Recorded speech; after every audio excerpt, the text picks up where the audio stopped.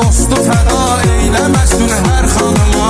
Yüzü qurbandı kəramət qara gözlər və sənin, yüzü qurbandı kəramət qara gözlər və sənin. Bağlıyam ey gözəl afət qara gözlər və sənin, bağlıyam ey gözəl afət qara gözlər və sənin.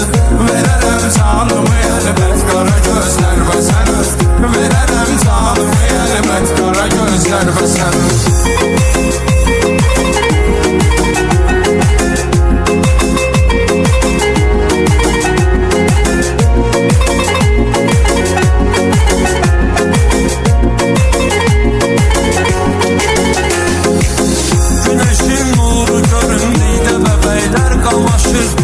Səhraya düşür, digər dağlardan uçur.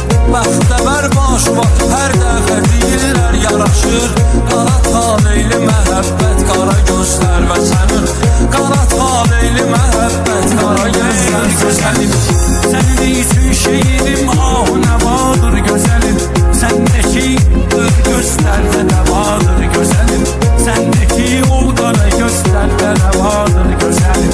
Sən gözəldən də gözəlsən, nə vardır gözəlim. Qara bəxtim ola qismət, qara gözlər və sənin.